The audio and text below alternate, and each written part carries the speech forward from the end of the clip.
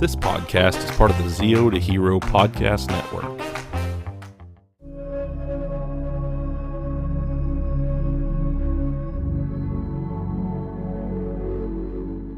All right, everybody. Thank you for coming back to the show. My name is Jared. I am the host here at If You Give a Dad a Podcast, and I have a really cool guest with me tonight. And you've heard me use the phrase here before. I popped. It's a wrestling phrase that I use all the time, and that means that I got really excited. Whenever something happened, and I also pop when I get excited, so that's great. That's good. We're both popping. There we go. So, as you guys know, I had Colin Cunningham on a few months ago, and whenever I announced that I was going to have him on the show, I saw that somebody liked the Instagram post, and I popped whenever I saw it because I instantly recognized who it was. And the guy that I'm talking about is an actor, a producer, a writer, and a director. He's known for different shows like Nashville, The Committee. He is really well known for a show that I actually talked to Colin about, and I've talked to a few other people about as well, and that is Preacher. He played Jody on that show. He's been in different movies like The Chameleon, The War with Grandpa, and The Dead Center. And also, he did one with Gwyneth Paltrow in Country Strong. And I am talking about Jeremy Childs. Man, how are you doing tonight?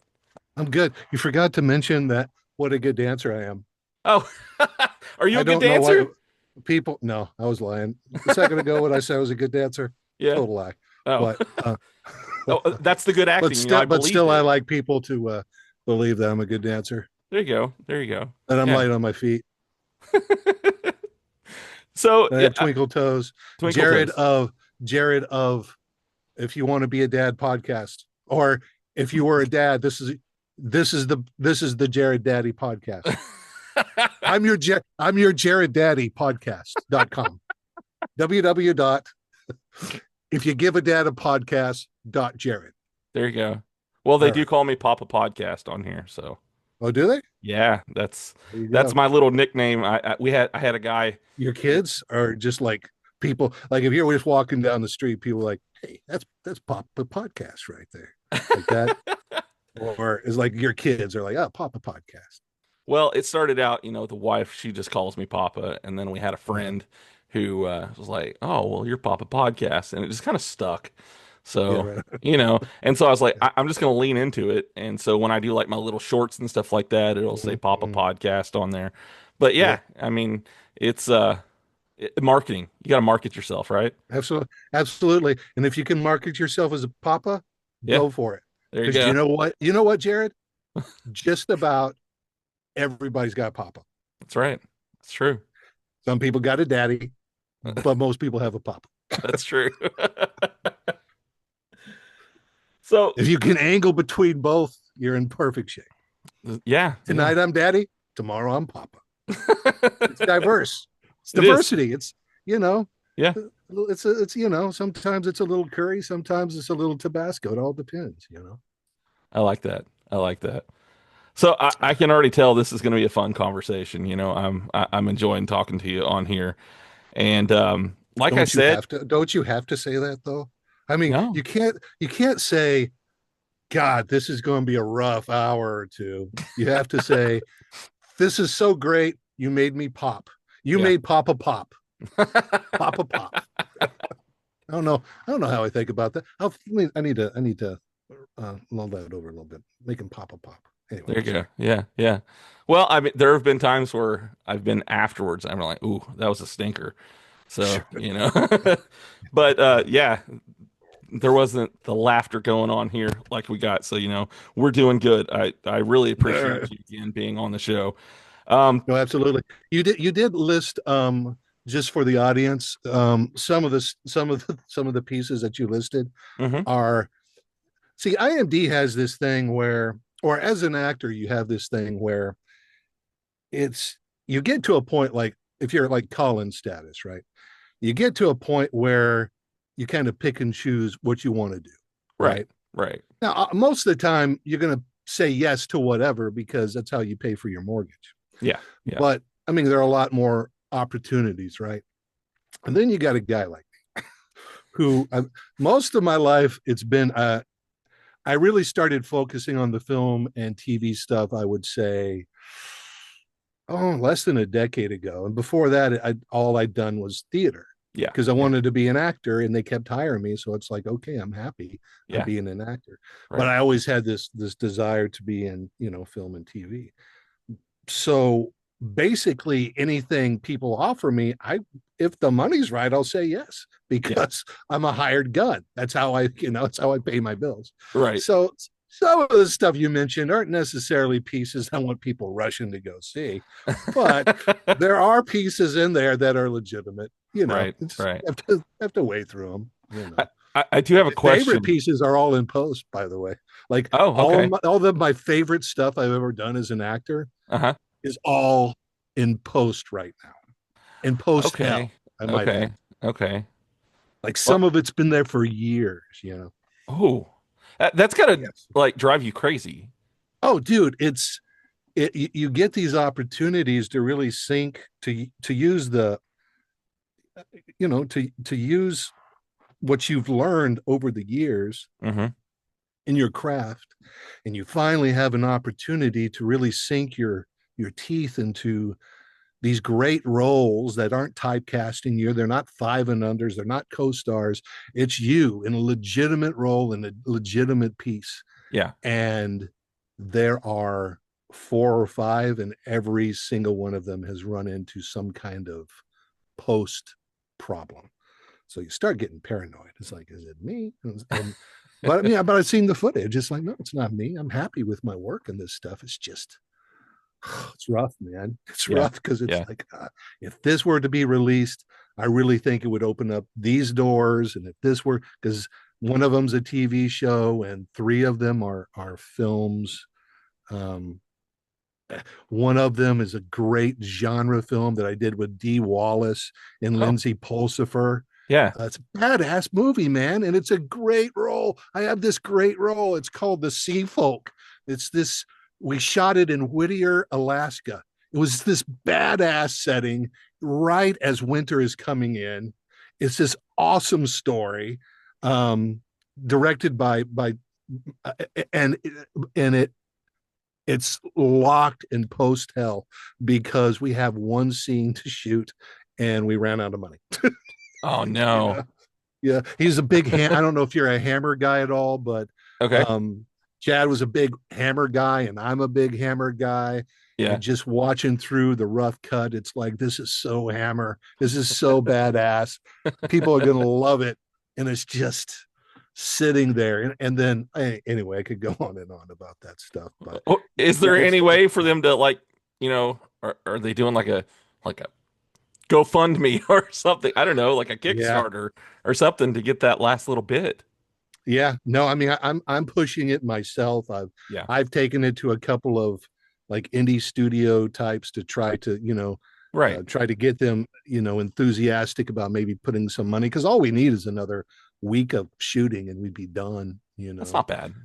And no, not at all. And but it's but people, it's just tight right now, and when people have that kind of money they want to put it in their own stuff, and I Right. get it. I have a little production company, I understand, Right. you know Yeah. but it's like, it hurts. So we haven't stopped pushing on any of it. Yeah. Yeah. um And that's the way it should be. I mean, when you're passionate about the projects that you're a part of and then of course stick to them, make sure that they yeah. come to fruition. Well, it's also the kind of deal where, I mean, I'm honest enough to say I like my work in this, but the piece sucks, or the piece sucks and I hate my work in this. So I mean, you know what I'm saying? I'm Yeah. objective enough that I can sit back and say, here's the deal. And then that one, and then the big one is a sci-fi comedy that my brother and are one of our dear friends. We have a little company called the Nether Region, Yeah. and it's a sci-fi comedy western, Yeah. and it's we shot it during COVID, Oh, and okay. and we had it edited together. The sound, the score is awesome. Everything. I'm really, really proud of this piece. That's We cool. created it. Yeah. And but it's the FX stuff. It's killing us. It's killing us. It's been there for years, just Yeah. beat by beat by beat, you know. Yeah. And it's the kind of thing where you're shooting it where it's like we'll have everything done in a year, and Right. then you start getting into this FX stuff, and it's like, oh, this is so tedious. I mean, making movies is hard. Yeah. Uh, Being on set and shooting is a joy. Yeah. That's great, but it's everything that happens before and everything that happens after. You know, Yeah. Yeah. it's a tough one. I mean, I can attest to that. I love talking to people on this show. I hate editing.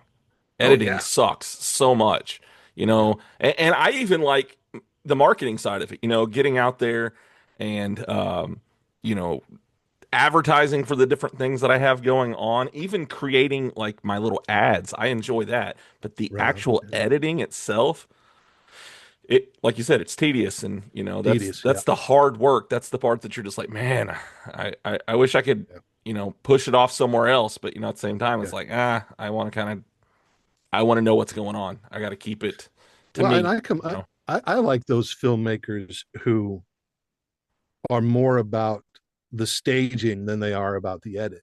And Okay. they're always, they tend to be the filmmakers we remember the most, right? Yeah. Yeah. It's like Scorsese was, I mean, it's all about the performance. He's not going to cut unless he has to, Right. you know? Right. Um, or, I mean, any of them that we remember, Tarantino, and Yeah. I mean, any of the rock star filmmakers, that tends to be their MO. It Yeah. tends to be about let's do what we can do to capture the performance versus what you see, which is basically the industry standard, which is let's get as much footage as possible and then we'll figure out this performance in the edit. Yeah. So and anytime a filmmaker does that, in my opinion, they're taking the power away from the actor. And when you take the power away from the actor, granted, the actor could totally, ruin it. Yeah. Yeah. They could submerge this thing, but they Right. can also, let's think of Morgan Freeman in the scene in Shawshank, where Shawshank in the Rita Hayworth in the Shawshank Redemption, where that film that he's trying to get paroled, and that camera is just pushing up on him. Yeah. You know the Yeah. scene I'm talking about? I do. Yes. Yeah. Perfect example. People Yeah. talk about that scene all the time. I'm like, Right. yeah, you know why? Because you let a good actor do his work. That's why. This is what happens again Right. and again and again. This is what happens. You let the actor do their work, and Yeah. it's going, and people are going to be saying, what a great director that was. Yeah. It's like he is a great director because he knew how to let the actor do his work, you Right. know. I Right. mean, among other things, but you see what I'm saying. For sure. Yeah. So I did want to bring up something, and this is kind of off so subject, so but I got on a tangent. I got on my soapbox really quick. oh no, that's fine. I love it Uh, when that happens on here because I want a natural conversation when I right do on. this show, and so whenever you're able to feel comfortable enough to bring up a subject, I love that because Good, it good. means that it is a natural conversation, which is what we want here. Right Um, on.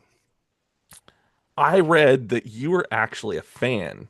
Were you of Preacher? Like Oh, a big I fan of Preacher, like of the comics and stuff too, right?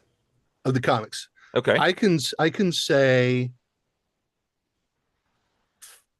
and who knows, who might listen to this, but I will say that I probably was as big a fan as Sam or um or Seth or Evan.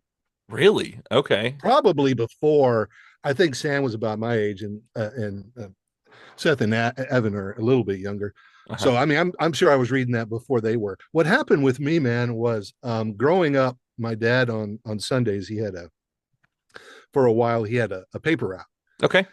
and he would deliver these papers before church on Sunday. Okay. Right, we grew up Nazarenes, and Hmm. church was very much a big part of our life. Yeah. And we would get up early on Sunday. It would be he and I. I'm the oldest of five. So any opportunity I had to have some alone time with my dad was a big deal. So we would get up early in the morning on Sunday and we would go through his paper route and I would help hand him newspapers or reach into the mailbox or whatever. And Right. then afterwards we would go to the local like quick way 7-Eleven. I forget. I think it might have been a 7-Eleven. I Yeah. forget. I'm trying to remember if we were in in Oklahoma, Texas, or Colorado, but we were in one of those places. We went back and forth.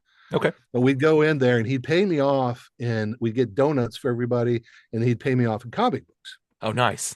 And my favorite comic books were Sergeant Rock and Jonah Hex. Okay. Loved them, Yeah. loved them, loved them. And, you know, we had that in common too, because we'd pass the comic book back and forth. I just Uh-huh. love that feeling, love the tactile sensation of collecting those things. They meant a lot to me. Yeah. Yeah. And then when I was in my 20s, I'm living in East Nashville and I go to this little independently run comic book store. And I walk in there and I tell the guy who runs the store, I told him my story. Hmm. I'm like, so I'm looking for something that has a kind of Western sensibility. Yeah. Um, and he goes, well, if you pick 4 titles, I'll put a box. I'll have a box for you, and you can come pick up these 4 titles every Yeah. month. I'm like, I just don't know what kind of comic books like this there are out there. And he recommended Punisher, Okay. and he recommended Sandman, Hmm. and I forget the third one he recommended. It didn't have much of an, but the fourth one was Preacher. And this was around the era when those original action figures came out, the original Preacher action figures came out, Yeah. based on the comic book, not based on the series. Right. And I forget where it was in the run, but I became obsessed with that comic book. It is my favorite graphic novel of all time. I followed Garth Ennis religiously after that, Yeah. onto the boys when he would have runs on Punisher or whatever, and Hmm. all of his work is always brilliant. Yeah. That guy is one of the best, in my opinion, is one of the best writers out there, Garth Ennis, you know. Yeah. Yeah. And I also believe that Preacher, in terms of TV, Preacher crawled so that the boys could fly. I also believe that. I Yeah. mean, I think Preacher was in terms of comic books. I think it changed the industry, and I think even in terms of TV, it changed the industry. I really do. I agree. Uh, but no, I was huge. I was a huge fan of Preacher, and then I had an opportunity to read for a character in season 1, which was like a patrolman or something who Okay. pulls him over. It was a small little role, and I tried my best, but I mean, I couldn't get a call back, nothing on Yeah. that. Yeah. As season 1. Yeah. And then in season 3, I had a chance to read for Jody. Yeah. And I thought, okay, I know Jody in the comic book, and I know I'm not going to get this. I don't look like Jody. I don't have the physical makeup of Jody, but I understand where Jody's coming from Yeah. psychologically. And I'm going to build on that because in the Right. comic book, he's very 2-dimensional. Like Hmm. on purpose, which is what it needs to be in the comic book, Right. Right. you know. So pardon me. So I really I went in there thinking, like, I auditioned for a movie called I auditioned for Saving Private Ryan years ago, and it was less about getting the role and more about bragging to my friends, hey, I auditioned for Saving Private Ryan. And the Yeah. same Yeah. thing happened with a film, a Robert Redford, James Gandolfini, Mark Ruffalo film called The Last Castle. And I went Hmm. in with the same attitude. It's like, okay, I'm gonna tell you. But then I got the role. I booked Right. it. Yeah. And then I booked it. I'm like, oh wow, so this can happen. So I had that in the back of my head where I'm like, I'm not going to assume anything here, Right. but I'm going to do exactly what I think is right for this role. Yeah. And my buddy Ryan Watherspoon, who was taping it for me, we talked back and forth about it, and it became more than an exercise. It became a kind of meditation. These auditions. Yeah. It's like, okay, I'm happy with that. I didn't expect to hear anything. And then I got a response. And they're like, can you make these adjustments? I'm like, oh, that's cool. I get to tell people I auditioned for this role and I got to make adjustments. And Yeah. that's cool. That's it. Yeah. And then they're like, they came back again. It's like, could you make some more adjustments? I'm like, yeah, make some more adjustments. What's going on here? And what it was less about giving me adjustments per se. It was about seeing how well I took direction. Yeah. That's Okay. what it was about. Right. Right. And then they wanted to know if I had any fight choreography, any stunt experience, and if I could put a reel together and send Hmm. them. Hmm. I'm like, well, I've done a few things, and so Ryan, being the buddy he was, he put a little reel, and we sent it to AMC, and didn't hear anything for 2 or 3 days, and then I get a call from my agent saying, "Yeah, can you be in New Orleans tomorrow?" Oh my Like, gosh. they need you for stunt training. I'm like, what? And it was that quick, man. It was that quick. It was like nothing, nothing, nothing. Give us, give us, give us, and then boom, chicka boom, I'm there. I think that was my favorite season too. I Well, loved it was the. definitely mine, but I'm Oh prejudiced. yeah, But yeah. But I the think I character, would say that regardless, though. Yeah. yeah, the characters in it in that season, um, I loved them all. There was something about Jody in particular, and this is coming from somebody who, I'm familiar with the comics. I haven't read them all, but I have watched every episode of Preacher because I Dude, freaking you need to read the comics book too. They're really badass. They yeah, really are. yeah. Anyway. I have them on there's an Amazon app to a comic. There's an Amazon app to where I pay like a monthly subscription Oh, and I nice. can get pretty much all of them. And I think they have Preacher on there that I can get. Um, but Jody almost came across as an inhuman in his way to bounce back whenever he's fighting. Yeah. It's like, what the heck can you do to keep this dude down? Yeah. Even, at his end, you half expect him to get back up, and he does at one point get back up, you Yeah. know. Yeah. And so the Jody character was, very interesting to me, as well Yeah. as a lot of the other characters, in that Yeah. season with, Grandma and with Yeah. Yeah. TC, and they were all just kind of a mismatch that were there together. They had Yeah. created a family. Well, if you that pilot episode, not pilot, it would have been the first episode of season 3, Uh-huh. the big fight that I get in with Jesse. Yeah. Yeah. When I jump out of the truck, I jump out of the back of the truck, and we get into the big fight. Right. And if you watch that, it's interesting because this fight was brutal, Yes. uh, like truly brutal. You thought they were going to kill And each other. well, what happened was, I don't know the exact reasons. I know Michael Slovis, the guy who directed the episode, awesome dude, awesome director. He Uh-huh. was really one of the people that kind of put the tone into the series. Yeah. He directed that episode, and we had talked a lot. And his original cut of that was much longer, Okay. and it was much more brutal. Yeah. If you notice, if in the cut, you'll notice that Jody's only using one arm. Okay. He's only Okay. punching with on one. And that's because he goes over to the truck and he knocks his shoulder out of joint. He Oh. does it on purpose. So he's only got one arm. And this big thing where I want to take you on, kid. Only I Yeah. got one arm now. And that was a Yeah. big thing, right? Yeah. So it became this badass thing. And people responded to it extremely well. Yeah. And I don't know what happened, but they cut a lot of my mojo out of that scene. I don't know if it was AMC or they didn't want to make Jody too powerful or what. I don't know what the reason was, but I Right. remember being really psyched because, like I said, I'm such a huge fan of the source material and the producers and cast. I mean, it was a badass project to be a part It of. was. It These are the was. best. These are the best in the industry. Yeah. Yeah. Sam Catlin was, Breaking Bad, and Seth and Nevin and Michael Slovis and John Koyoma, who was the fight choreographer. He's won numerous Emmys now because of his work in The Boys, which he was working on simultaneously. So he'd be doing our stuff, and then he'd fly to LA and do their. I forget where they were shooting. I think it was LA, and then come back. I mean, just the baddest of the badasses and the coolest that there is. Yeah. All of this stuff is going on. And it kind of, I'll be honest, when I saw it on TV, I'm like, and everybody loved it. Yeah. But I'm like, you have no idea what this scene was. I don't know what happened, man. This Yeah. was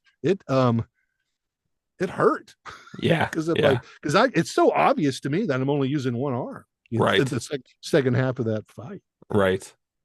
But It, yeah, I still don't know what happened, but I know they had their reasons, and I'm sure they were good reasons. But as an actor who was ready to show everybody what a badass he was, yeah. it hurt. It hurt a little bit.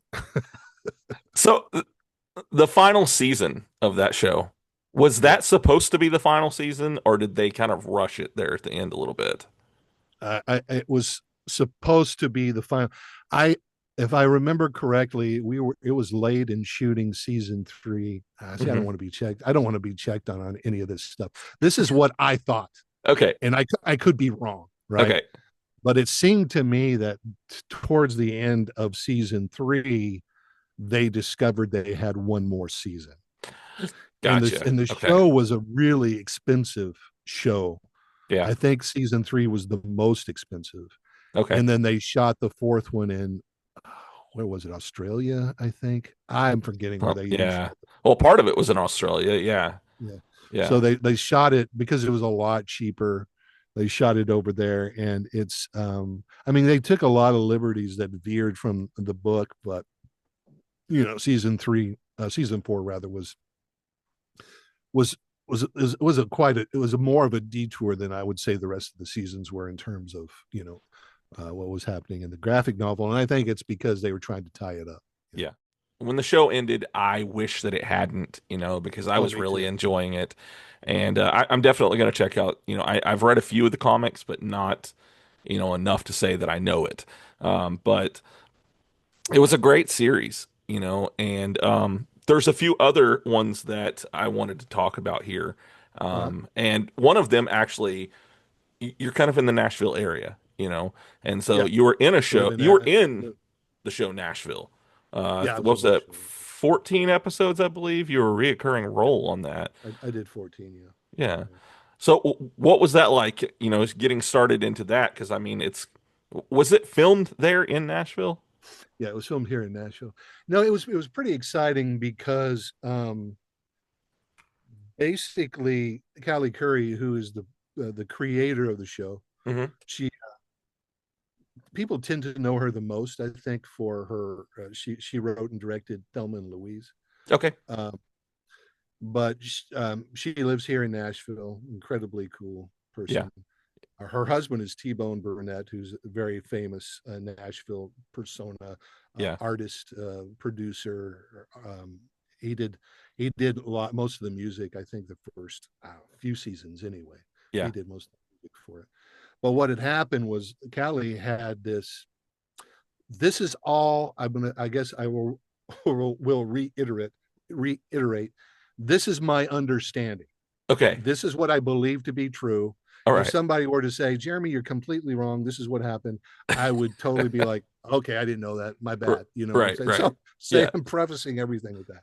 From what I understand, Callie had this idea of using Nashville, like, going more into the country music business and making it less of a nighttime soap opera and more of a prestige series, from what I understand. Right. Right. And one of the main storylines was with Powers Booth, Hmm. who,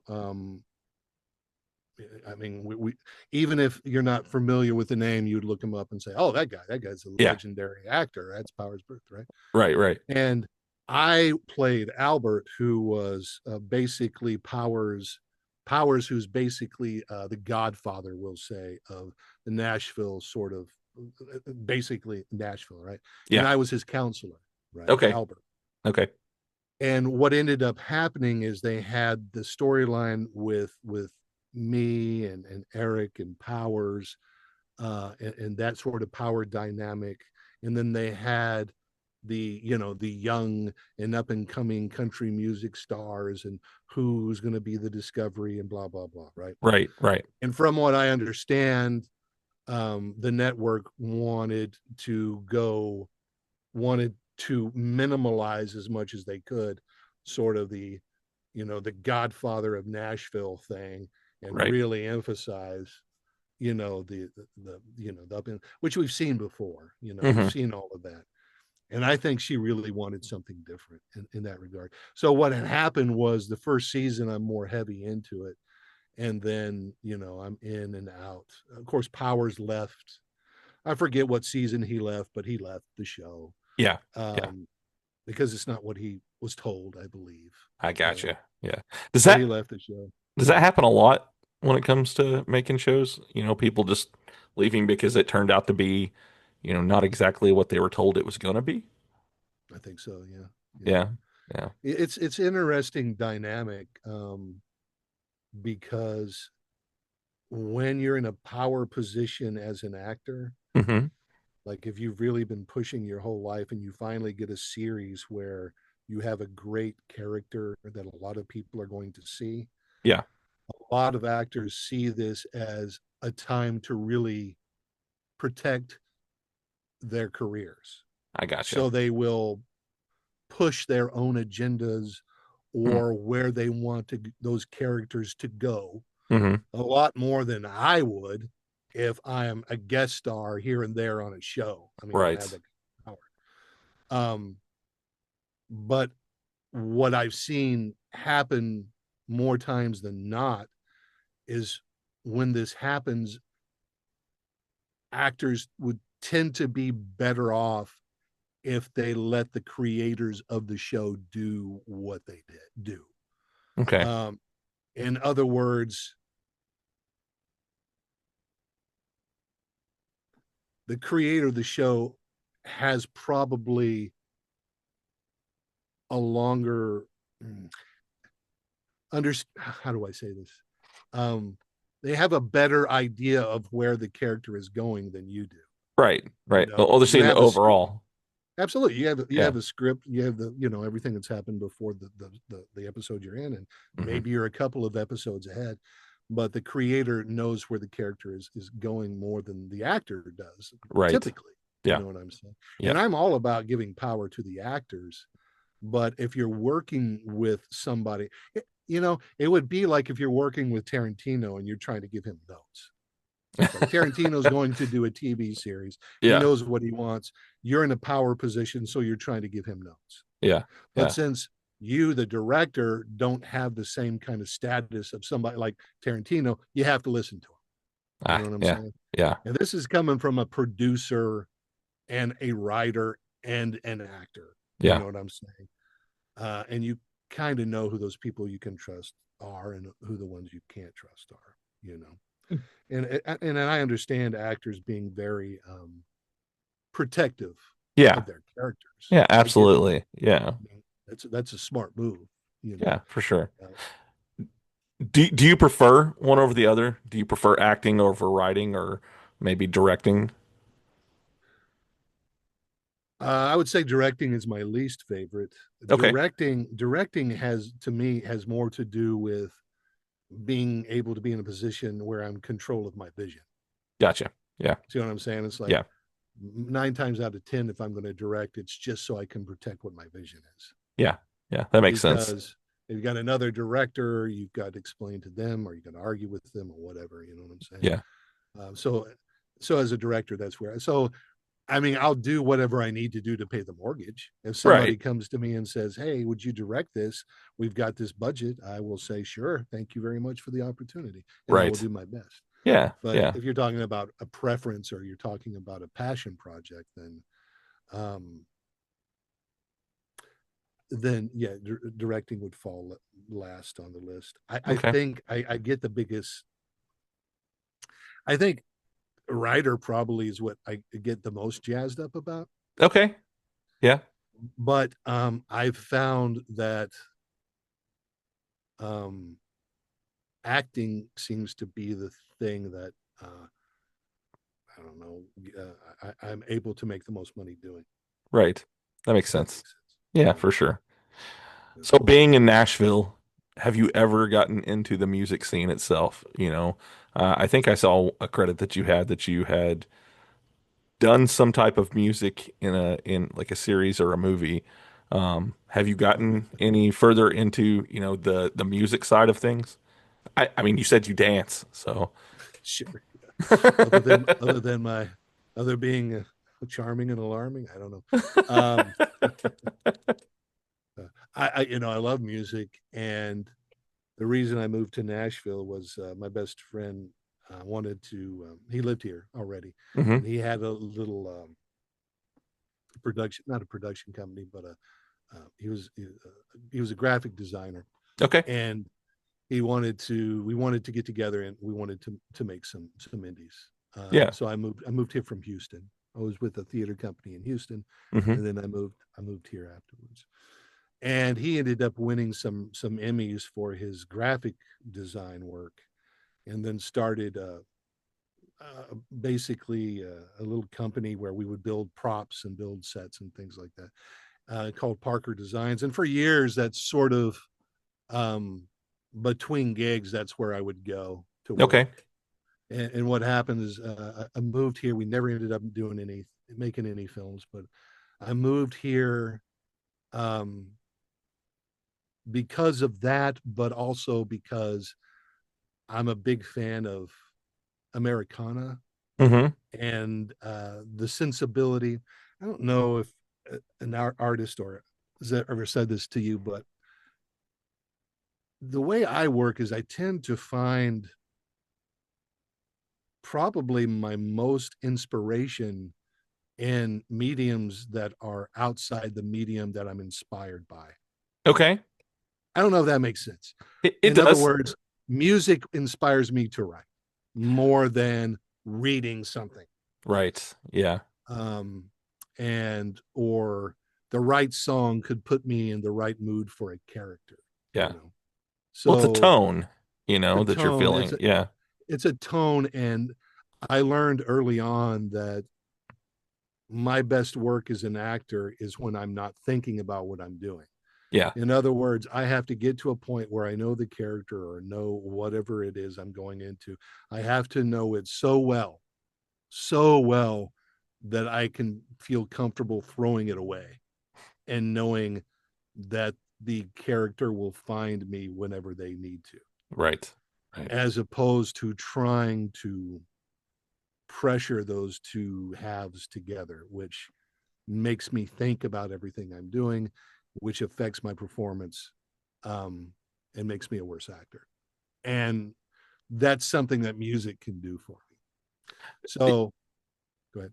You know, that plays into a lot of things. If you think about it, when you're concentrating, trying to drive, that's when you're swerving all over the road.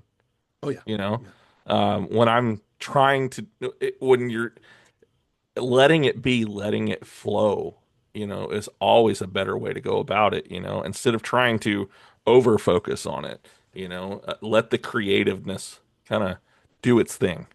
yeah. Well, and mentally for me, or psychologically perhaps, is I have to know that material so well Yeah, that I can um, disengage is the wrong word, but so that I can sort of push it aside and know it's going to be there. yeah, yeah, So it's a lot of prep. yeah. Like what happened on Nashville, because I mean, a lot of the scenes I was in, I just had, a few lines here and there. hmm And I'm much better. You give me a monologue or two, I'm much better at a monologue or two than just a few lines here and there Yeah, because I'm overthinking it. I'm overthinking it. And the more you overthinking it, the weirder it gets, your memory gets. So right. those few lines become harder to remember or to make feel right or to make feel natural or whatever than Yeah, if you just had a monologue or something to get lost in, you yeah, know. yeah, And this is something I think a lot of normies um, don't realize, you know. It's right. like, no, it's a lot easier. The the more fleshed out a character is, the more you have to do, the Yeah, better work you're going to do. The hardest ones are those five and unders or whatever. right, It's like, what do you do to separate yourself from the pack? And the answer is not much. right. Not Yeah. much. They're going for a look. hmm Maybe they're going for the tone of voice, but there's not much you can do other than, you know what I'm saying? Yeah. So when those opportunities come along, I just had an audition a couple of weeks ago, my management got it to me, and it was a really great script, a really like cool, darkly comic script. But they gave me a week to work on it. It was a 10-page monologue, Oh wow. and I'm like, okay, I have a choice here. Am I going to really commit to this thing Yeah. and put it out there, or am I going to pass, or am I going to use like am I going to use a teleprompter, right? And it's like, well, I got to commit to this thing because these kind of opportunities don't come along very often. And Right. it was a badass audition. I'll say myself, it was great. It's one of some of the best things, some of the best work I've done in terms of audition work that I've done. Now, Yeah. will I ever hear from those people again? Probably not. And that's what's so hard about all this Right. business. Yeah. You know that I'm in this place, unlike say Colin. I'm in this place where I've done enough that all I need is one more thing that's a little bigger, and people will say, "Oh, he's also the guy that was in this and this and this and this and this," Yeah. right? Yeah. But Yeah. you got to have that thing first. And I thought that thing was going to be Preacher, and Preacher's. I mean, it's the best time I've ever had on a project. The people were awesome. The cast was awesome. I have nothing but raves. Yeah. I was very protected as talent. I got a lot of wicked, awesome stories, but it also at the end of the day, it wasn't The Boys. If it had been as popular as something like The Boys, Yeah. then that probably would have been what I needed to get me to that next step. It was on AMC, which AMC did push a little further than some of the other, channels did. Yeah, But I think the thing with The Boys was is it was on Amazon Prime, and they yeah, didn't yeah. have Any really restrictions? no restrictions No really with it. restraints at all. Yeah, And I could see Preacher going that way, and there yeah, were times where like I would be on lunch at work and I'd be like, my God, I don't think I should be watching this, 'cause I'm still at the office, sure, so sure, sure. maybe this is the best time to have this show on. But Right. so it did have those opportunities to bring in some stuff to where you're like, wow, especially Yeah, with yeah. like Her Star. Oh my Oh yeah, gosh, yeah, that character went through he was a jerk, he was awful, but he went through a lot of yeah. body mutilation for that Oh guy. yeah, yeah, yeah, So yeah, yeah. He was great. He was he great, was, man. yeah. Yeah. It's funny. I know I told you this the other day, but and this wasn't really on purpose at first, but I've had four different characters from I believe season 3 on the show now. You being the fourth one that All I've right, had. right on. Yeah, yeah, Um, yeah, yeah, because I had Creek Wilson on, and he played the bartender in that season, and then there was Jason Douglas, who I had on the right. show, and Yeah, he played Satan on on Preacher. yeah. No, Jason also did. Jason, it's interesting because he lives in Texas. Hmm. The theater company that I was involved in Texas, I believe he's worked at that before. But he Okay. also did. He also did a few episodes of Nashville, including one of the episodes that I was in. Okay. So Okay. so it's funny because I don't know Jason well at all, but I keep running into him, and then he walks into Preacher. I'm like, hey man, I don't know if you remember me or not, but he goes, Yeah. yeah, I think so. Yeah. Yeah. He's done a lot though too. I mean, like there's a Well, he really got big time into the anime stuff, yeah. which Well, he's is got really Beerus, which that's what I grabbed him for was because he was Lord Beerus in Dragon Ball Super, yeah, yeah, But then there's a Western series that I'm watching right now, and he was in an episode of that. It's yeah, yeah, yeah. in 2005 is called Into the West. I don't know if you've ever seen it. I'm kind of getting into some Westerns here lately, I'm a and big Western guy, actually. are The you West. Yeah, okay? I thought that was a documentary, the one that was narrated by Redford. Is that a different No, one? this one it was like a mini series. It was on TNT in like Okay, okay. 2005, and it's about like the Maybe I Wheeler check it out. family and Okay, stuff. all Yeah, right. it's really good. It's got I mean Gary Busey's in the show. They've got oh man, there's a ton of names with Yeah, with yeah. this one. Into the West. Um, I've heard of it. Yeah. I got it mixed up with the Robert Redford documentary. Yeah. Yeah. Which you've done some work with Robert Redford, haven't you? Yes, no, I spent the Last Castle was we shot that for 3.5 months. Hmm. So yeah, I was on a set with him for about 3.5 months. Yeah, it was fun. That's amazing.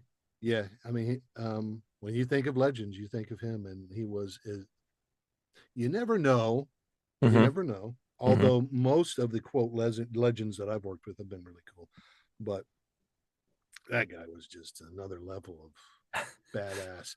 He's that level of badass where it's just who he is, Yeah. as opposed to some persona. Yeah. You know what I'm saying? Because some Right. actors will put on a persona, but Right. it's like, nah, that's just him, man. Yeah. That's just who he is. You know, I bet you Paul Newman was the same way. Yeah. Yeah.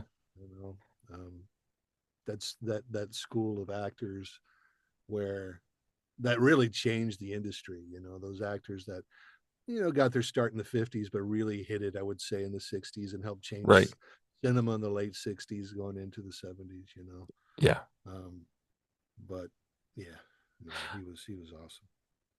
So uh, we're going to kind of backtrack here just a minute and everything. Sure. And I know you kind of touched on this a Am little I am bit. I still in frame? You're It's you're, weird you're because in this frame. this thing is, maybe I can, if I just push this, maybe it'll go out. Okay, I guess. Okay, I could have done that a long time ago. All No, we're good here. right.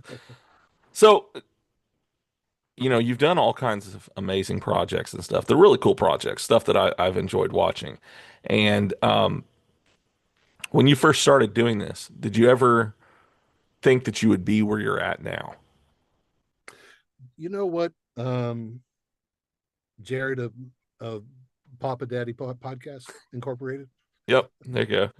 Um, I wrestle with it a lot because it's a kind thing for you to say, but I see myself and think, wow, shouldn't I have made it by now? And I come up with justifications like, well, it's because I wanted to be an actor, so I kept taking roles in theater because I was doing what I wanted to do. I was Yeah, acting, and yeah, but the truth of the matter is, it's like, no, I always wanted to be behind the camera, yeah, or rather in front of the camera. yeah, yeah, Uh, I'm always been a creator. I've always wanted to create stories and create characters.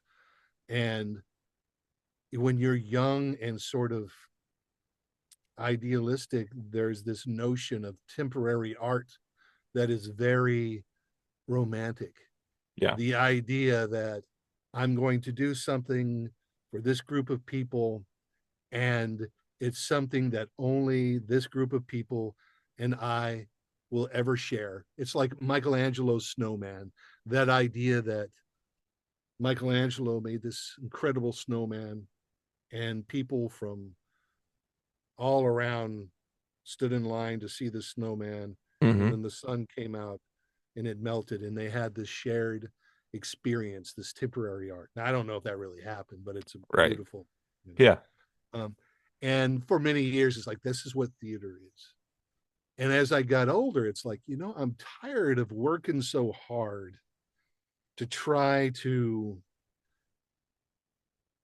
make this character the most that I can bring to it, only to have it fade away, yeah, into nothing. It became less and less poetic for me, yeah, I guess. And that's something that doesn't happen with film and TV. On the same token, if you're in a really crappy project, I mean, it lives forever. It's always those projects that you're like, oh, this is too bad. Nobody's going to ever see it. yeah, And it ends up being seen by everybody. And the project that you're really proud of is the yeah, one that's hidden. I don't know yeah, why. yeah. Maybe it's just me, but that seems to be the case. So did I think I would be where I'm at? If I'm looking at my 22-year-old self right out of college, at myself now, I really would have thought I would have been farther along. So I have to take a step back and be objective about it all. Yeah. And I'm sure you've heard this before by other guests, but really, learn how to be grateful, because bitterness or contempt or fear or comparing yourself to others, if you do these things, you create a negative environment for yourself. It's Right. psychological, it's biblical, it's everything. You're Right. creating you're creating an atmosphere where you are going to um, you're going to dry up, Yeah. and you're going to become bitter, as opposed to waking up every day and saying it's going to be a great day, it's going to be a great day, it's going to be a great day, I'm grateful, I'm grateful, I'm grateful. Yeah. And it is a process for me to do that. Yeah. It is a process every day. I wake up with a weird anxiety, and I have to push it away every day, every day. It's like, Hmm. okay, I have the choice of living in this anxiety, or I have the choice of pushing it away. What are you going to do? Right. Pushing it. Not Yeah. every day. I mean, Yeah. there are many days I fail. So that's probably a much more convoluted answer than you wanted, Ah, but it's that's true. And then when I get yeah. an opportunity to do something like this and to talk to somebody like you who has actually, delved into my work and appreciates what I've done, it I think it probably hits me on a deeper level than a lot of people. Yeah. I mean, I'm sure, you know what I'm saying, Uh, because of where I'm at, right. and I feel like I'm in a good place, and I'm on onward and upward, and I believe the best is yet to come. I do believe that. Absolutely. Yeah. Um, but sometimes it's a process where I need to remind myself of that, if I'm being honest. Right. No, man, I totally get that, kind of bringing in my side here with what I do here. Yeah. I'm going into year four. We all have those moments where we're like, I figured, it'd be bigger than what it is right now. But then I'm like, you know what? The amount of things that I can say that I've done, since I've started this, I'm going to conventions now, different things like that. I had this is a cool story. I've told this a couple times already. I went to a convention last year in October, and I had my first person walk up to me and say they were at that convention to see me. And Oh, that's awesome. I was That's like, great. whoa, That's cool, dude. I wish I would have got a picture with him, but he ran off too quick and everything. But I was like, Right. man, I need a picture of this, Yep, come on. yep. Yeah. So, but just little things like that. You got to remember the, uh, the good things about it and what's happened, because Mm-hmm. you've had some amazing things that have happened and everything. Mm-hmm. Mm-hmm. So, yeah, definitely. I completely understand where you're coming Yeah, from with yeah, that. yeah.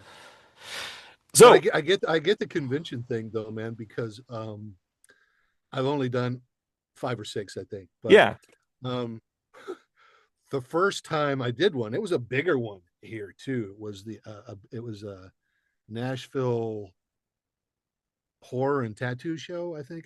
Okay. Anyway, I went to it. It was huge, Yeah. because I was thinking this is going to be some mom and pop thing. It was huge, Yeah. Yeah. And I'm in there by Zach. Oh, he was in. Man, I'm so bad with names. It's okay. Zach, he was in Gremlins and Waxworks. His first name is Zach Galifax. Anyway, so he's set up, and I'm a big fan of that movie Waxwork, and of course, everybody knows Gremlins. Hmm. And then beside me is the woman who got eaten at the beginning of Jaws. So they have there's a table. These are the tables on either side of me, and they open up the doors. And these people just rush in, man. Oh, And wow. it was like the parting of the Red Sea.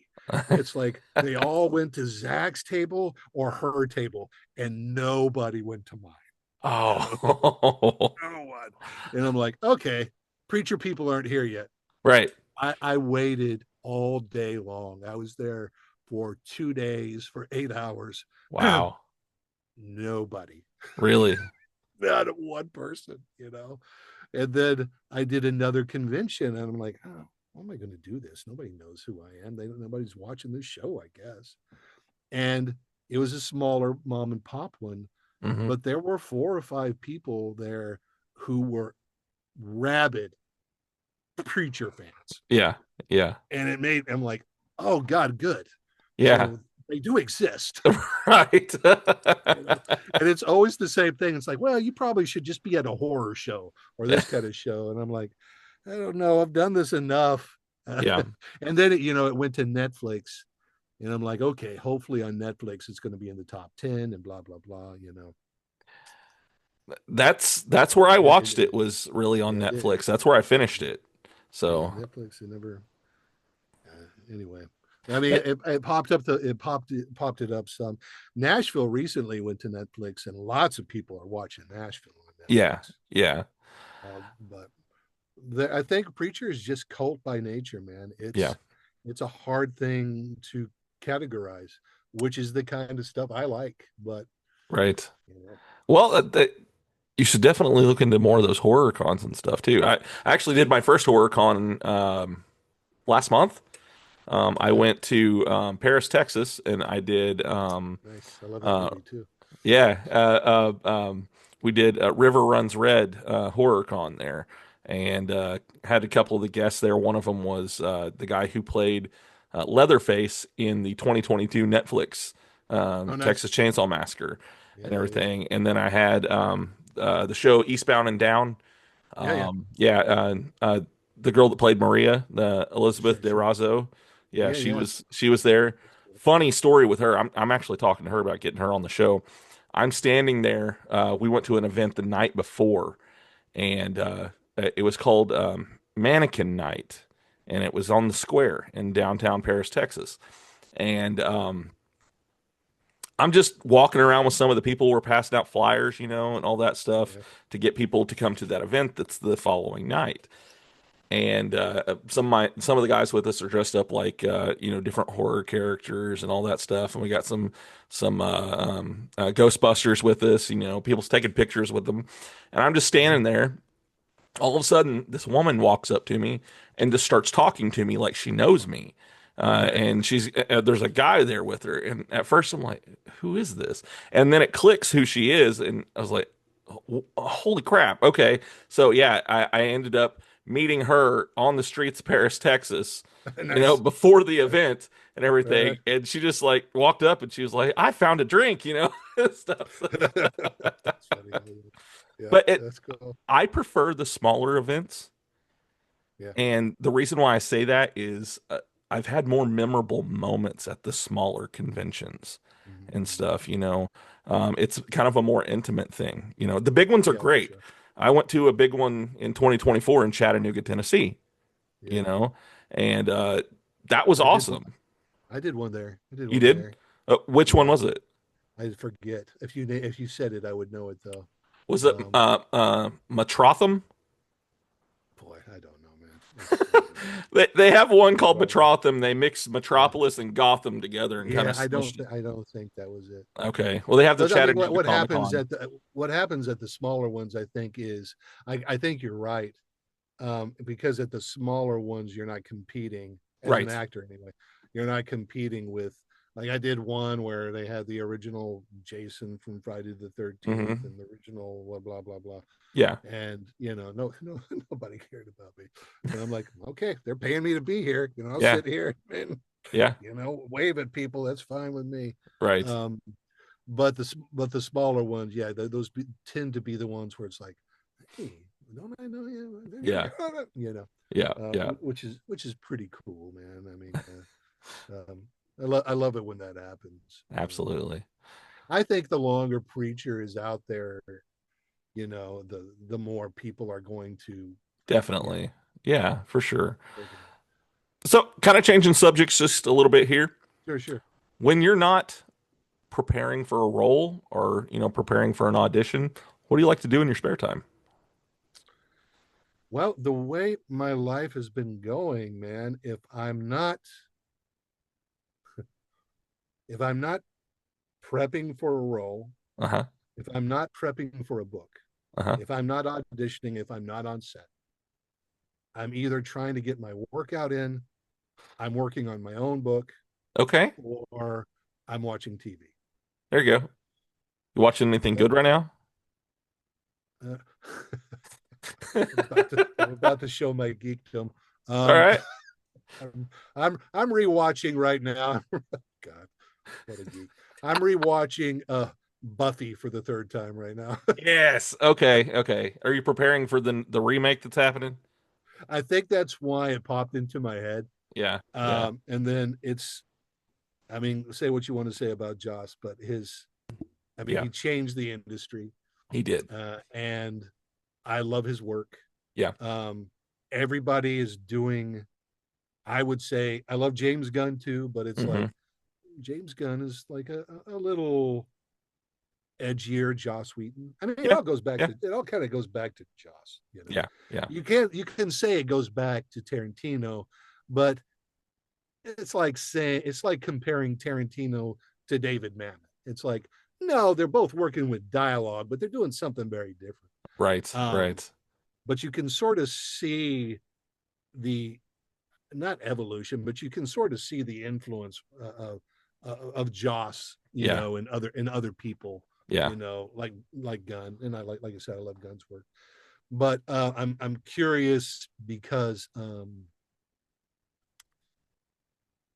I just wonder what that show is going to look like without him, Yeah. and I don't want to cast any aspersions, you know, because I don't know, Hmm. but I hope nobody is arrogant enough to think, oh, we'll just put it together. I mean, we don't need Right. Joss. All we need is so and so. Right. You know, I Right. forget what her name was, but Sarah Michelle Gellar. no, no, Oh. Oh. the director who directed the one MCU that tanked the worst. Oh. There's been some bad ones. It's the one that tanked the worst. It was the one that had Submariner in it. Only they changed the name. I haven't seen it, Okay. um, Okay. but it's the one that's got the worst tomato scores. And the director, she won an Academy Award for an indie. Okay. I mean, I don't want to judge the woman. Maybe she'll Right. do a great job with Buffy, but I mean, I you hope hope that. so. Yeah.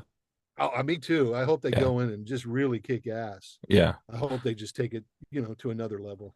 But you know, but I hope they realize, okay, he may have been a dick, but we've got huge shoes to fill. Right. Right. You I, know, I totally it's like agree. you need to understand you're there because of him. Yeah. Was he a Yeah. jerk?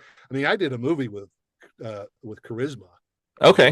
not too long before, you know, because she sort of started the whole thing Yeah. against Joss. Right. And I did a movie with her. You know, I was out there with her for like a month. You Okay. know, and anyway, my point being, we're talking about Buffy the Vampire Slayer. This is I would week two in a row for me too, by the way. I would have never of what somebody talking about that. Last week, somebody so the interview that comes out this week, um, he asked me, he's like, "Did you ever watch Firefly?" I was like, Yeah, "Yes."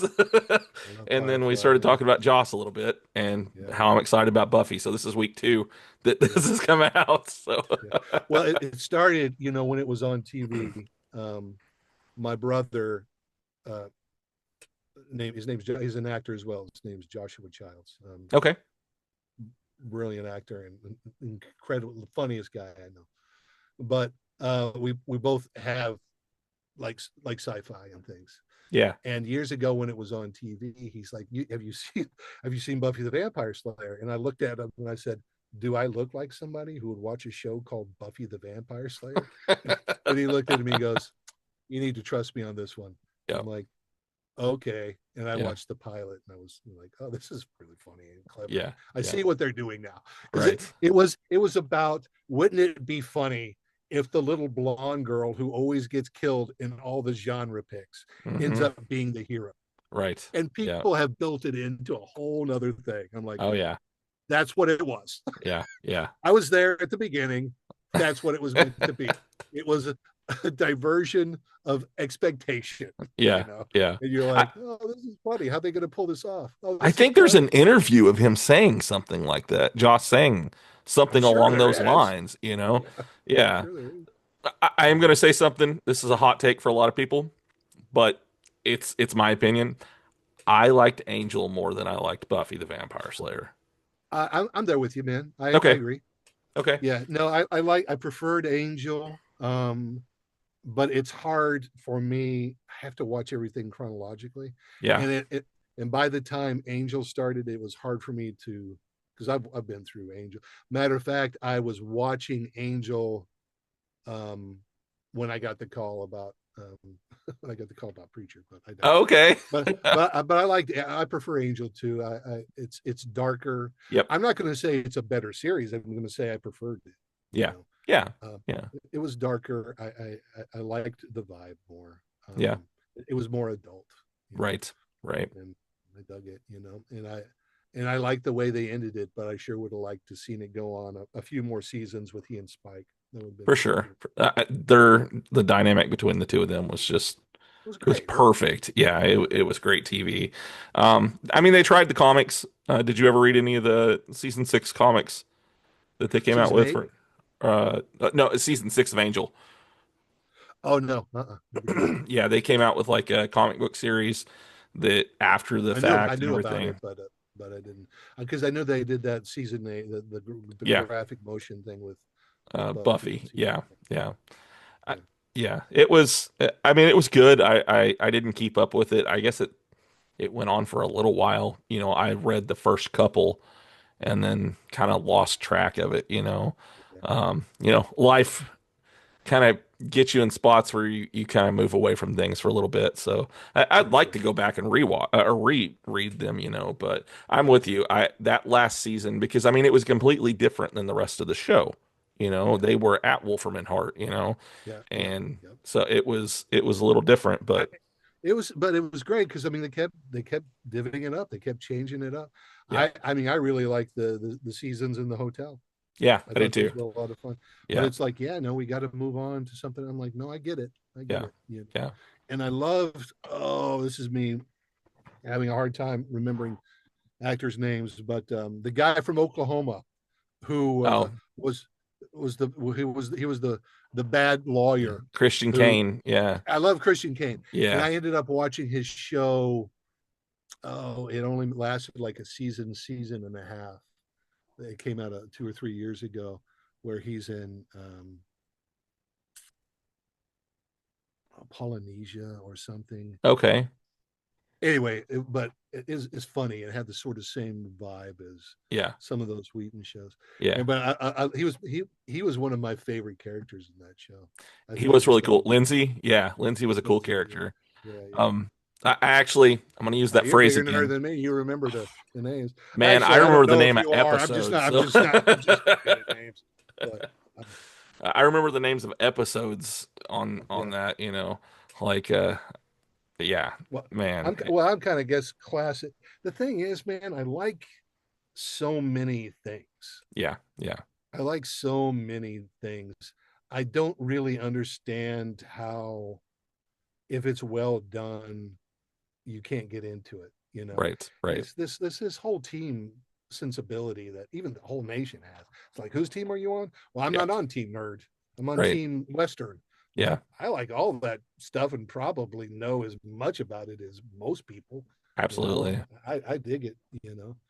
But Well, I mean, if you look behind me, you can see there's a lot of Power Ranger stuff there, but I mean, I've got yeah, horror stuff, I've got all kinds. I even got wrestling over here. yeah, I'm not into just one thing. I'm very much, if I like it, I don't care if it's something outside of the normal of what I yeah, would, watch or enjoy.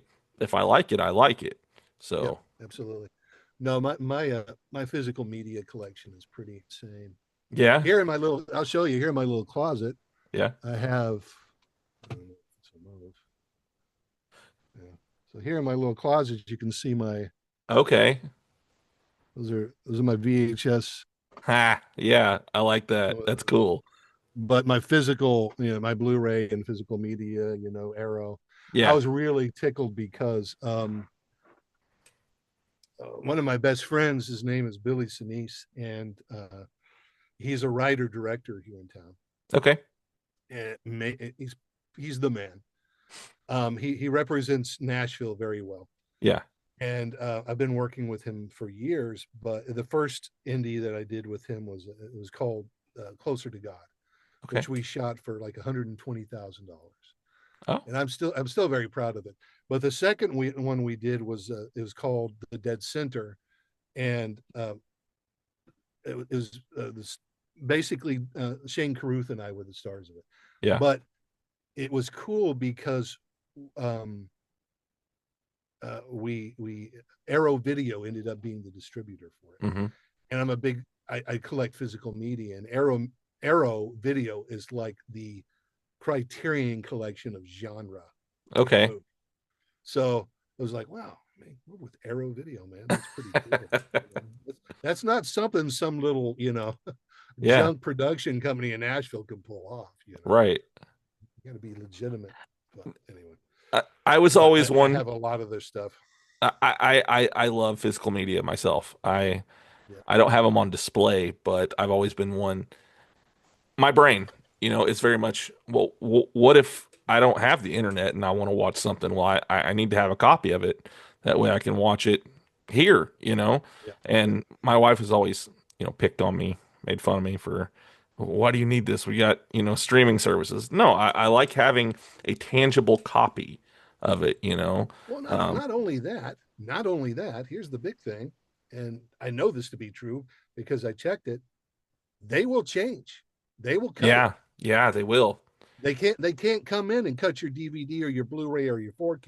But if Right. you're on a streaming service and they don't like the message or it doesn't meet their new standards or whatever, Yeah, they can come in and cut it up yeah, yeah. and do and do. And they will do that, I I actually a few weeks ago I had somebody on the show. He was a body double for Robert England in Nightmare on Elm Street 4, and he did the TV show Freddy's Nightmare. I think it Yep. was like 88 and 89, and there was a scene that he did, and he told all of his friends about it. Okay, when this scene happens, that's me, doing that, and then they got to the theater and it wasn't in there, but it was on the home theater version of it, but not Right. on the in theater version of it. Right. And so, it was important that he was able to get that copy, that had the scene in there. But when he took all of his friends to see it at the theater,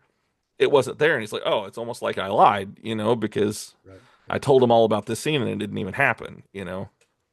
Well, that happened to me on The Last Castle. Okay. I would say my best, maybe my best scene or scenes in the movie are on they're on the physical media, but they're not in the movie. Yeah. Yeah. So the only way to see them is if you have the physical media. Yeah. See what I'm saying? Yeah. I mean, I've sold off a ton of my physical media the last couple of years, just to bring in some more cash, but also because I was running out of room. It comes a point where it's like I like too many things. Yeah. Yeah. Um, I understand the that. original Star Trek. I'm a since I Yeah. was a kid. I was in a TOS. Oh man, Okay. if I had to pick a favorite show, it would be the TOS. Okay. Don't get me started on Kurtzman. Although if they were to say, "Hey, would you come do our show?" I'd be like, "Yes, please, thank you." Um, but I will just say it's not my era. The original isn't my era either. I mean, it was off the air before I was born, but Yeah. it was in it for a long time. It was the most syndicated show of all time. So I would come home from school, from grade school, and in the afternoons and watch Star Trek, and then go out with my friends and we would pretend like we're Captain Kirk or Scotty, or get into arguments about Yeah. who got to be who. But that's my big one. So I guess I'm classic nerd There's nothing material wrong with that. in that regard. Yeah. But I mean, I also love my Breaking Bad and my Sopranos and Yeah. my Prestige shows. I mean, Yeah. great shows are great shows. The X Files, it's hard to beat that. Hmm. I've heard through the grapevine, you probably know more about this than I do, that they may be revamping that with a whole new cast.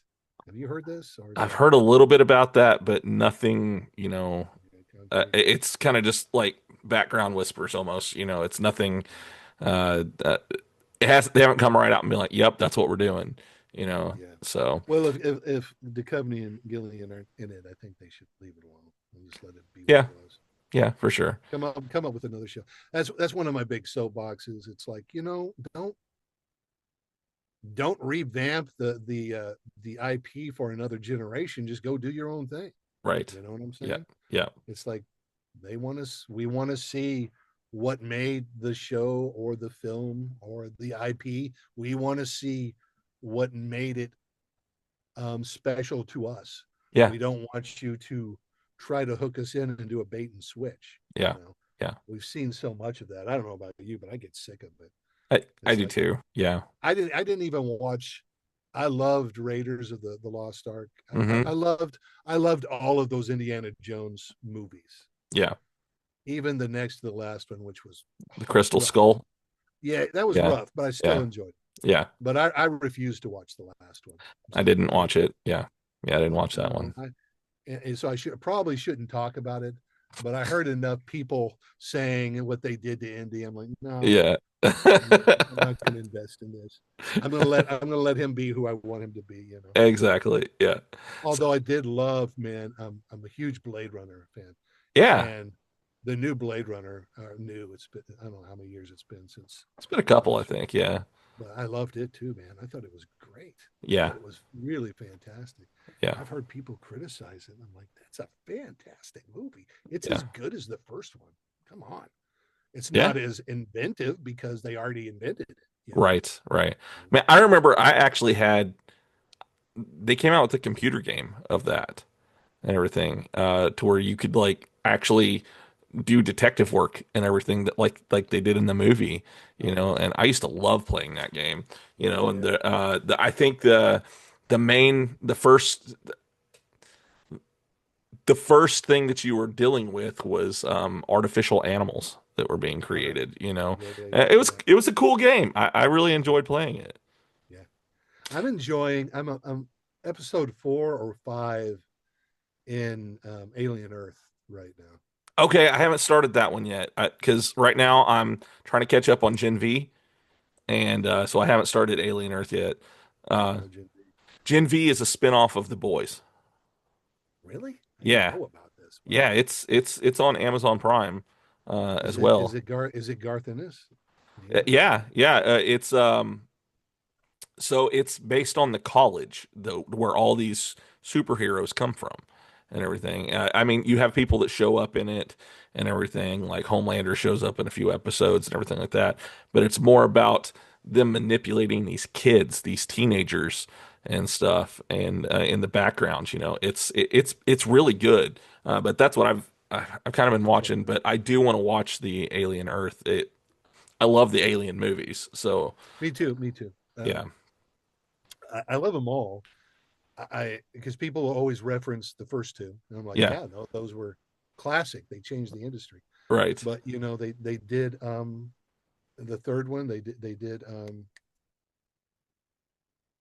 why am I forgetting the director's name? He did seven.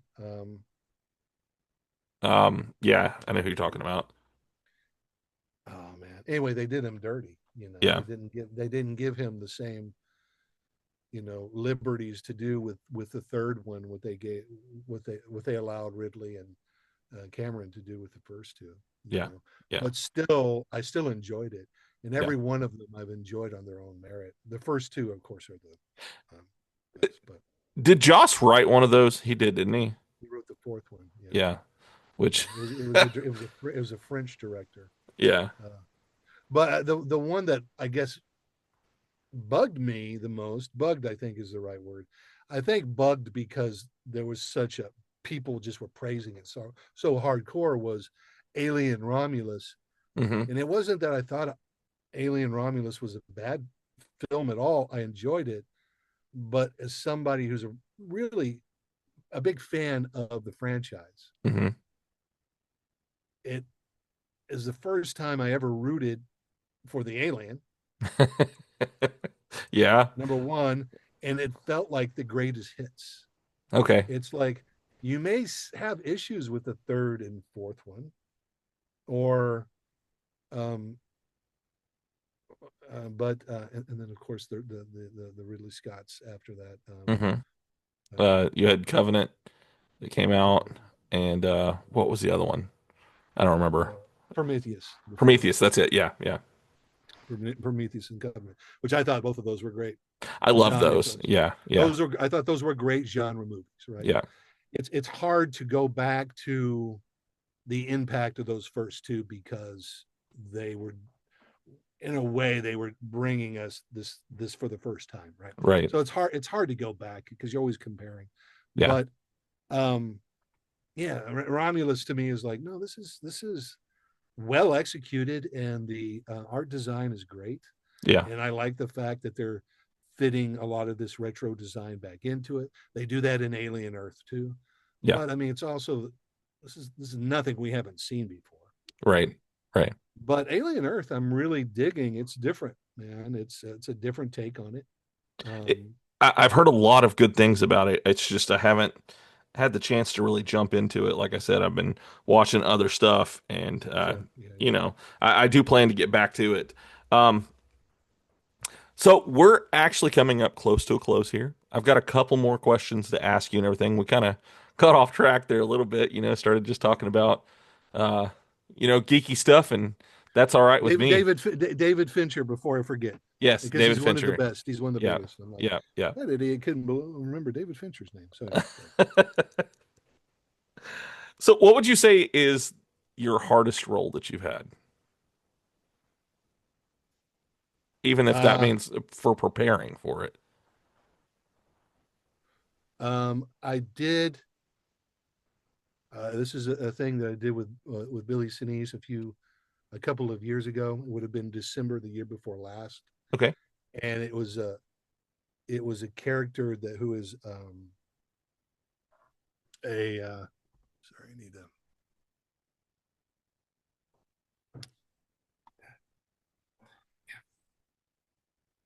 The character was great. It was well designed character. He's basically a self help guru from the Hmm. '80s, Okay. and we shot it and made it. It's a short, and we made it look like it was videotape, Okay. but it was, oh, well, how many? It was 15, 20 pages of monologue, Oh. and we were shooting it in a space whereby we only had the space for 6 hours a day, and then basically I had to be Johnny on the spot. There was no room for the actor to have anything other than everything completely nailed down. Yeah. And I prepped for that really hard for month and a half, and then Yeah. we went in and nailed it. But it was hard getting that together. Yeah. Um, Yeah. and there have been roles, a lot of roles in theater that have been a struggle. I mean, I've said this before, but it's really about doing the prep and then trusting that the character will find you. You Yeah. can't find the character, Yeah. and sometimes the character doesn't find you, and sometimes the character finds you as soon as they say action or the curtain comes up. Right. Sometimes it happens before that, but it's got to find you. You can't find it. Right. If you were going to give somebody one piece of advice that you wish that you would have received when you first started your acting career, what would that be? Oh, nice.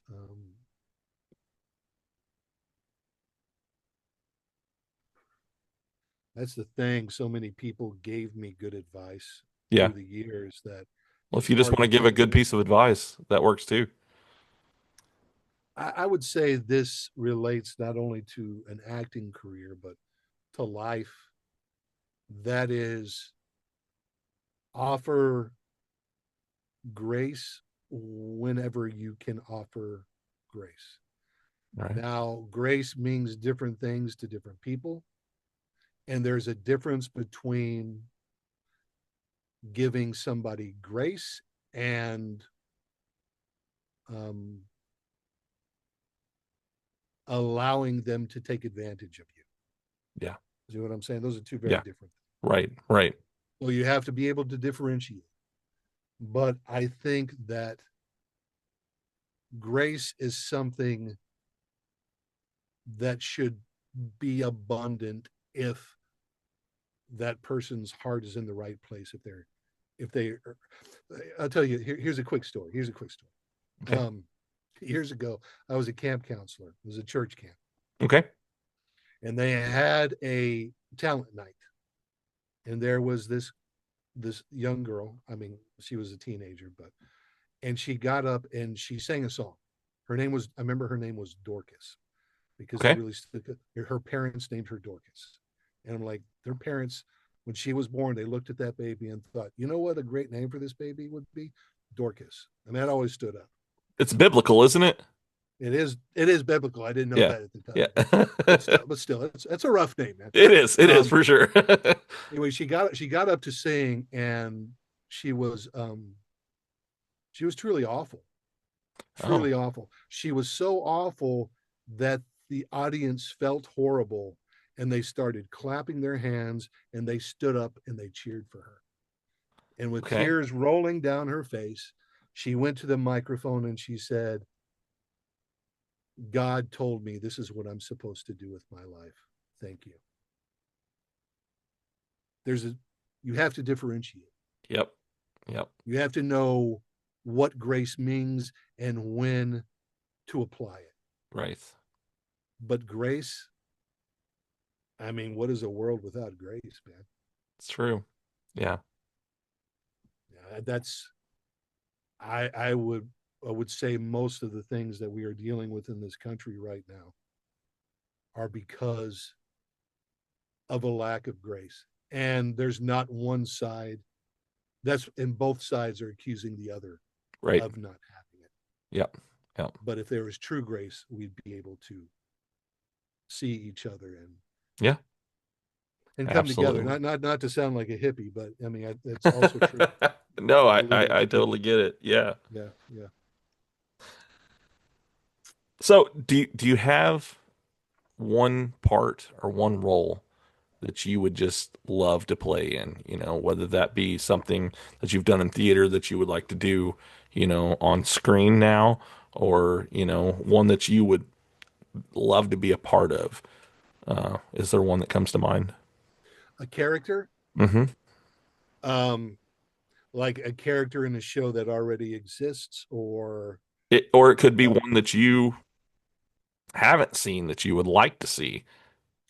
I'll tell you, in theater on my short list, I've always wanted to be able to do, and I haven't done theater in at least 10 years. And Hmm. it would take a lot to get me back. Okay. Not that I didn't learn a lot, and not that I even regret most of it. I don't regret, Yeah. is what I'm saying.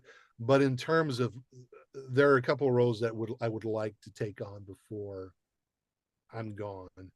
One of them is Atticus Finch in To Kill a Mockingbird, Okay.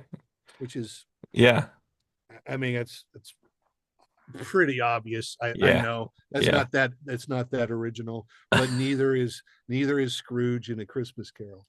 But I would like to be able to take on both of those in theater. Yeah. In terms of film and TV, I don't think in those terms. I rarely see a performance or an actor or something another actor has created a character and think, this is what I would have done with that. That's just not the way I tend to think. Right. So yeah, I don't know what that would be. I don't know what that would look like, Yeah. Okay. like I even have problems with all the new Captain Kirks and all the new, it's like, you It- know Talking about Captain Kirk, I saw. I'm also with my wife rewatching Big Bang Theory just because it's something I can yeah, throw on in the I background. just watched that for the first time a couple years ago. It's great. Did you? Yeah. So they said something on there, and I tend to agree. Whenever Sheldon and Leonard were, he was interviewing to be a roommate with Sheldon, and he said, original series or next generation. And he said, well, that's an interesting question. And he was like, well, what do you mean? And he said, well, original series for the plot, but for Captain Picard. And I tend to agree with that. I like Picard as Captain a lot more. Yeah. Well, they're so, boy, this is like the classic nerd conversation, isn't it? But Yeah, well, I mean, Picard, I love Picard too. And I yeah, love Next Generation. yeah. But that came out when I was, early college. Okay, Um, but Picard is a diplomat yeah, and Kirk is a cowboy. So Absolutely. that's just not a conversation I can pick one or the other over. It's like Yeah. if I'm going into war, I want Picard, Yeah. or rather, Yeah. I want Kirk. Yeah. You Yeah. know, Yeah. I mean, I loved. I know Shatner had a big problem with it, but I thought it was just so interesting that he hated Klingons so much after Christopher Lloyd killed his son. You know, Yeah. and I know Yeah. Shatner had a big problem with that. And I'm like, that's why I love this character, because that's human. Yeah. That's Yeah. human. Now Yeah. Picard would have just forgiven him and been all right. You know what I'm saying? Well, But they I love them both. Although the series Picard third season I loved. The yeah. rest of that series can kiss my ass. How do you feel about Deep Space Nine? Oh man, um, I have tried so many times to get into it. I'm in like season 3 or 4, and I haven't touched it in 2 or 3 years. I got you. Yeah. I keep people keep telling me, no, it's the best one. You need to stick with it. You need to stick with it. Yeah. But I've seen all the rest. I'll tell you what is the most underrated by far is Enterprise. Okay. Enterprise. Enterprise is a great show. Yeah. Yeah. Um, and it got done dirty, Yeah. you know. Yeah. And I hope that people, I hope this, I hope the Trekkies rediscover it at some point, because it deserved a lot more. I mean, other than the original series and the Next Generation, hmm Enterprise is the best of the shows to me. I loved it. Did you watch? I can't remember what it's called. It's the one that was about Pike. Brave New World, Bold New World. What is it? Brave New World. Brave New World. But Yeah. Did you watch that one? I watched the first season. Okay. And I enjoyed it, Yeah. but I was just had a hard time with Spock as the comic relief, um, Yeah. Yeah. and the love story with Spock. Yeah. Uh, a lot of what they, I grew up with these characters, Yeah. and then it's like we're changing all this stuff, and I'm just like, how am I supposed to believe this is the same universe? But I mean, of all the newer Treks, it's my favorite. I'll Yeah. say that. Yeah. The thing is I love the story of it because, he knows what's going to happen to him. He's seen it, you know, and so, and it plays off of, was it Enterprise? What, like it spins off of Enterprise, wasn't it? Which one? Because, the Brave New World, I forget which one it was, but it spins off like he sees it happen, and then that's where Brave New World starts, is Huh, at where where he actually has already seen what's going to happen to him. I don't remember which one it was though. interesting. Yeah, but I I mean, mean, just I haven't made it past season 1, so okay, okay, have to check it out. But I mean, but I did enjoy season 1. right, The rest of them, not all of them. I think just Discovery. Discovery, I didn't watch the last season, but that one really challenged me. yeah, Um, although Seth MacFarlane's show, why am I forgetting the name of it? the Orville, Orville's the best Star Trek show out there. absolutely, yeah, I I mean, am. I wish it hadn't gone away, and it continued to get better and better. It's It like, did. I was very happy when Hulu said, "Hey, we're going to pick this up and keep going with it." I would love to see a season 4 happen. you So think that'll happen? it's still there's still we're still getting a maybe. I mean, But I'm gonna I never was say never. surprised. The first season was a little broad, but I Yeah, still enjoyed it. yeah, But boy, they came into their own in season 2 and 3, they did. Yeah, and I'm like, these are great. This is as good as Picard season 3. yeah, yeah, This is what happens when somebody who loves the series yeah. does it. This is what it looks like. In case Right. you're wondering what Star Trek looks like when somebody who loves the material makes a TV show, Yeah, that's what it looks yeah, like. yeah. In case you're wondering, that's Yeah. where you go. I had somebody tell me that if I'm gonna watch Picard, I should start at season 3.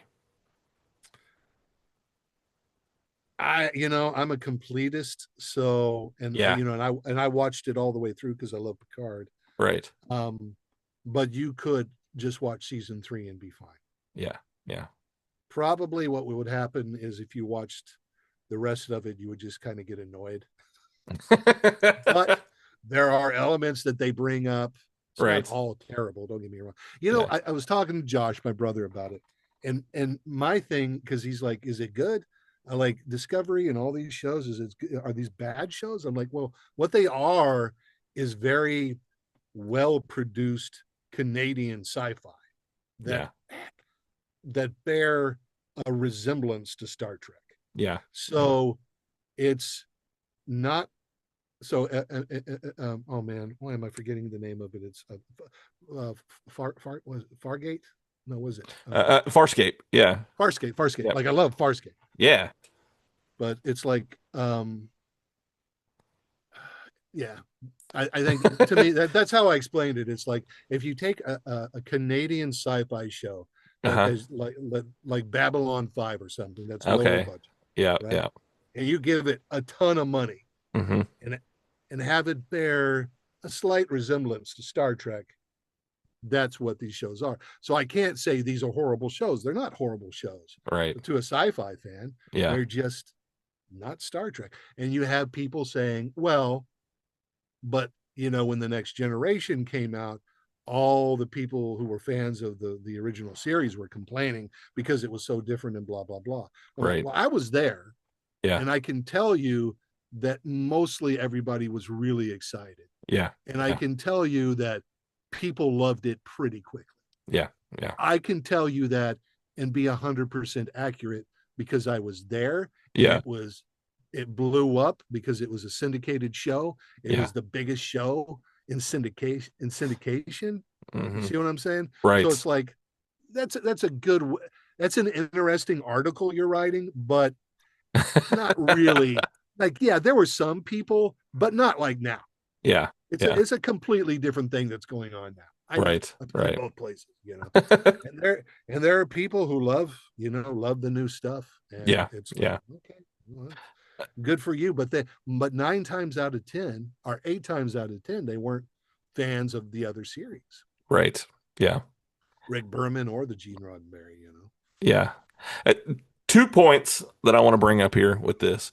I'm a big music guy. I was in band, I was Okay. the nerdy band geek. I played French horn. I Mm-hmm. love Next Generation in Deep Space Nine, their theme song, Yeah. because it's that orchestral, Yeah. Yeah. it's very over the top orchestral. And I love that, hearing that. It's just, to me, that's a beautiful soundtrack to Yeah. It hear. is. So Absolutely. I respect that a lot, and I didn't until I got into band and started doing, the concert season, as they call it, Mm-hmm. and started playing the French horn because my band director was a French horn player for the Memphis Okay. Symphony Orchestra. Oh, cool. So yeah, so and I I love the scores for a lot of these different things. Well, I think one of the things that hurt Enterprise so much, well, because the scores play such an important part of Yeah, the movies in the series. yeah, And I think one of the reasons Enterprise maybe got ignored more than it should have, yeah, because that opening title is horrible, man. I mean, it's bad. yeah, yeah, It's like, whoa, this is rough. yeah. I mean, and Joss had done it with Firefly, but I mean, I didn't mind the Firefly opening, but oof, Oh, that's a great song. yeah, but Yeah, I mean, yeah, but Enterprise, that was rough, man. yeah, yeah. And you're automatically going to date it, you Right, know. right. It's like, why don't we put some Kenny G at the beginning? You know what I'm saying? Not that they, Yeah, yeah. but no, it's those are such huge characters, and they're operas, they're space operas, right? Right. Yeah, yeah. Yeah. So, um, do you have anything coming up that maybe you want to talk about? Maybe an event that you're going to be at, or something maybe you got coming out here soon? Well, I'm very proud of the pieces I have in post. Hmm. One of them is called The Sea Folk. Hmm. One of them is called Squat. One All of right. them is called Hag. One of them is called Preach. Not to be that's actually a series, not to be confused with Preacher. Okay. Um, and so I mean, I'm excited about all those pieces. I think they're all going to be really great. Yeah. I did Hag. I played the father for the first time. Um, couple years ago, and Jackie Kelly is the writer director, and this is her debut, and it's a dark piece. Like Yeah. it's one of those pieces where I'm like, I won't be recommending it to my mom. It's too dark, I get that. but there are a lot of pieces that I have and that are in post that I'm really excited about. Um, but outside of that, I mean, I'm narrating a book called Hellbent. Yeah. That's a new book that I'm about to start narration on. I just got my home studio done, so now that I don't have to go to a big studio, I'm hoping to be narrating a lot more books. I'm working on my novel. It's called The Block Watcher. I'm very happy with the way that's coming along. I wish I had something that's like, oh yeah, this is coming out next month, but I have a lot of cool stuff, but it's all in post, man. Yeah. It's all in post. All right. Well, if people want to follow you so they can see when this stuff does come out, Yeah. how can they do that? On Instagram, I'm Jeremy Childs Legit. All right. All right. And Facebook's the only other one I do, and it's just Jeremy Childs. But I do have, you know what? I'm on all the social media platforms, but Yeah. the only one I ever go to is Instagram. That's it. All right. IG. That's the only one. All right. And I haven't done any cons in a while, but I'm hoping to get back out there. Hopefully, Preacher will continue to amass a cult crowd, or Absolutely. Yeah. but yeah, man, I appreciate this. Has been fun. This has definitely been a great time. I've Yeah, enjoyed this. I do one more thing at the end yeah, of the show. As you know, this is If You Give a Dad a Podcast. yeah, So you can't have a dad podcast without a dad joke. sure. I've got So, some too. I oh, knew do about you? this. Okay. I know about this, so I got a couple myself. All right. What do you call dental x-rays? What? Toothpicks. God. Okay, we'll go back and forth. Yeah, that's fine. Okay. I only know 25 letters of the alphabet. I don't know why. That's good. That's good. Why is it bad to iron a four-leaf clover? Why? Because you should never press your luck. Nice. Okay. All right. Okay. What do you call a factory that makes okay products? What? A satisfactory. All right, man. Well, this has been All fun. right. I really enjoyed this. I will talk to you for a few more minutes after we end this recording, but we're going to say bye here for now. That's when we'll have our best stuff. Oh, exactly. Yeah, that's always when that happens. But thank you so much, man. I know. I appreciate it.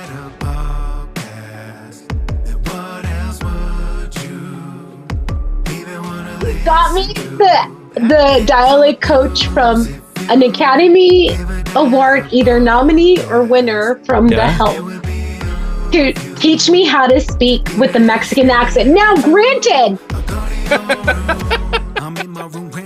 that look right there, that's what I needed. I feel like if your daughter was in the room right now, she would give you the same look. I get that look all the time from her. So I literally would have given it all away. I would have been like, yeah. How many times have you actually got to tell this story? 3 times. Wow. This is my third time. Wow. This is my third time. Wow.